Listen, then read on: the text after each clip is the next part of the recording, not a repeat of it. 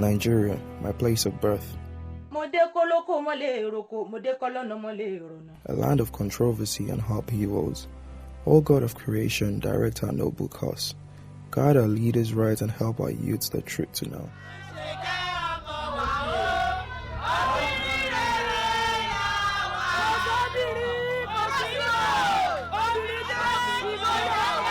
My name is Akinjolo Asheyi. I'm a filmmaker. In this film, I'll be addressing some of the issues through the perspectives of both being a born and bred Nigerian and also a filmmaker now based in the UK. Nigeria is home to 120 million people and is also the largest country in Africa. In the past months, I have had an opportunity to experience an embodiment of what my dear country truly stands for. Nigeria has 36 states, and towering amongst them is Ogun State.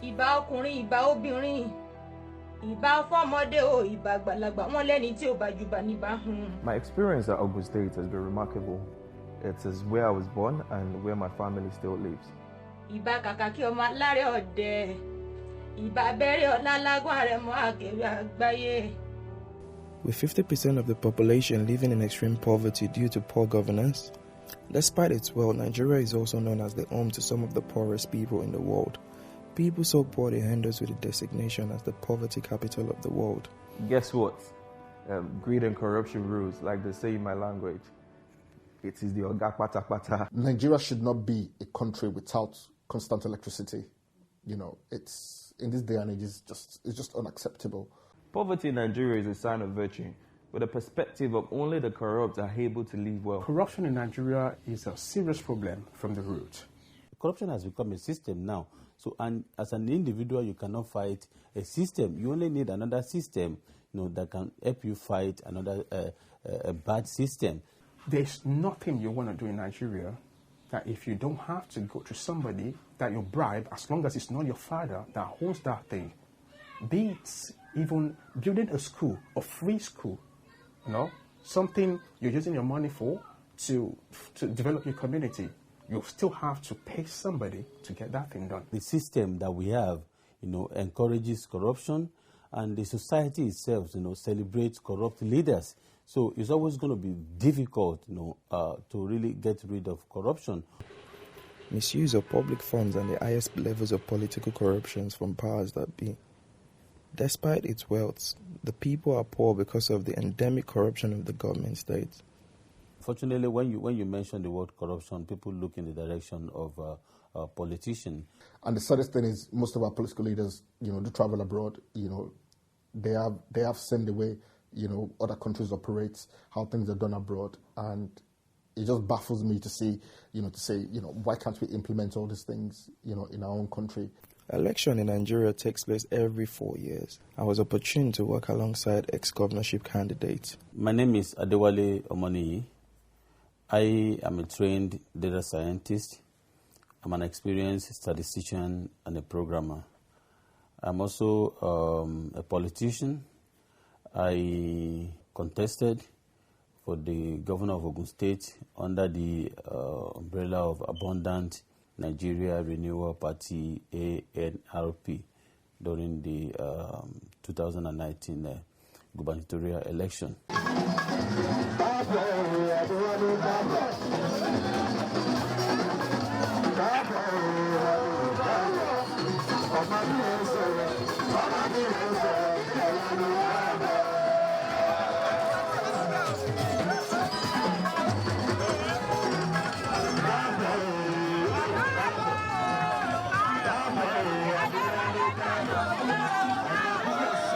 With the experience I had over these months, I can say corruption is Nigeria. Nigeria has been a democracy for a total of 24 years, if I'm correct. I think our first democracy was 1979 to 1983, which was led by Shehu Shagari. There were a few military coups after that period. We went back into democracy from 1999 up to date. So I believe that'll make a total of 24 years. Are we actually practicing democracy? I think that's the question. In my opinion, I don't think Nigeria practices any form of democracy. It's more of dictatorship. For the first time, I think I saw election being used as a tool of ethnic and religious divide. A country that preaches free and fair election, but without you visiting the chieftains of your land, you are nobody. There is godfatherism, in any political scene in the world. But in most places in the world, it's referred to as mentors. So you will have political mentors. Godfatherism has worked in some cases, and in places where it has worked, it has bankrupted the state, because these guys that demand what they actually want from you is humongous, just to get you in power. The Nigeria political sector is highly chaotic, very confusing, and at the same time very deadly. Nigeria politics is all about money. The so-called godfathers, they put people in different posts, just to either cover their bad doings or either to, acquire wealth for themselves, and this is part of what is destroying the Nigeria economy as a whole. I can also take you back to the comment made by a certain Prime Minister of this country in the name of David Cameron, who described Nigeria as fantastically corrupt. After 4 years of terrible economic performance, the campaign message was no longer a war against corruption. Hello, fellow Nigerians. My name is Yusuf Sadiq Olamilekun, a student of Olabisi Onabanjo University. And of the greatest Nigeria youth, this is an avenue for us to enfranchise our rights as a great citizen of this country. 2019 election is around the corner again, and this time around we are exploring all youths to go out, get their voters card to enable them capable for voting for the next election.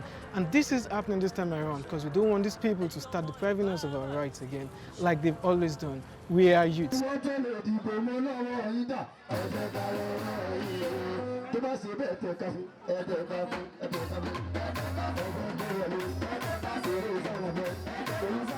Growing up, I was told by my parents the youths are the future leaders of tomorrow. 25 years down the line, the same leaders are still in power. Most of the leaders that we have at the moment, they are kind of accidental leaders. The average Nigerian does not vote because he knows the person is going to put there can do the job.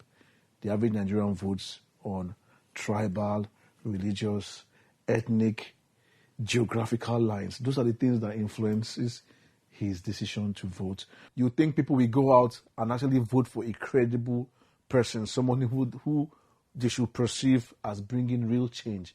But the choices they make, just beggars believe. If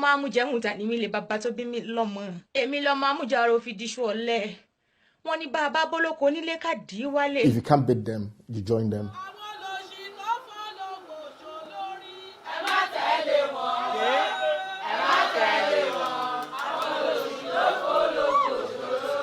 Election in Nigeria, to me, is never free or fair, and which is why the government, the present government, can't be, they can't be voted out. What we see nowadays is people, buying off votes. You give money to voters to go and cast their vote. So in this case, we don't call that free and fair election because, people are being bought over, to vote against, their conscience. Whoever can bribe or can pay people, that can pay people to come out to vote, as a person that has to win. It became a showdown between a multimillionaire pro-business candidate and the self-proclaimed hero of the masses. Why would anyone think of postponing an election 5 hours before the elections could kick off? Election is seen as a game, and what I see there is just abuse of power. What will a chieftain of a ruling party be doing with 2 billion vans, filled with billions at his residence on the eve of presidential election? I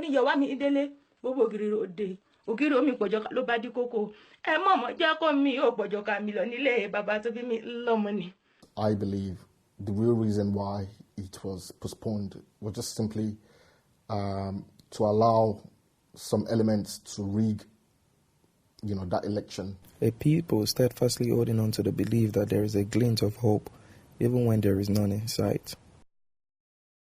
The legendary late Fela Anikulapo Kuti, God bless his soul, described us as a people that are suffering and smiling. Do our people persist in poverty because it is by design, or do they persist in poverty because of bad leadership I think it's just to bad leadership have designed the system, designed our people to persist in poverty. Because when you are poor, you can easily be controlled, you can easily be manipulated, you can easily be coerced. When you have a system that is not organized, it is always going to be like this. Some people are always just going to be there manipulating the system to suit whatever purpose that they have, and that is exactly what is going on. What we have designed is what we call the OGUN strategy.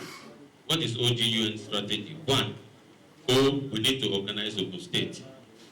We need to grow Ogun State. We need to unite Ogun State, and we need to network Ogun State. We shouldn't forget that the number of people we have in rural areas are maybe like 3 times the number of people we have, 2 or 3 times the number of people we have in the cities. So in those rural areas is where a lot of the numbers are going to get determined. And in those rural areas is where you have poor people who can easily be influenced with money. Once we can understand that these guys, the political appointees, actually do work for us, and we have the power to actually vote them out, you understand? Once we can do that and understand that thinking, I believe, Nigeria will start to move forward. Despite all Nigerians have put up with, they are still hopeful. But I believe that hope will come through a revolution. And that revolution, I'm not talking about war or anything like that. It is a revolution in thinking and a revolution in togetherness. I believe there's hope for Nigeria. And I believe strongly it might not be my generation, but my generation, if we start doing things differently, in down the line another 5, 10, 20 years, things will not be what they are. What our leaders lack is vision. They don't have that vision, they don't have that empathy for the common man. Because if you have empathy for the common man, there is no way at all you would see your own brother suffering or your sister suffering and you would turn a blind eye. I am proudly Nigerian, and I believe Nigeria will be great again.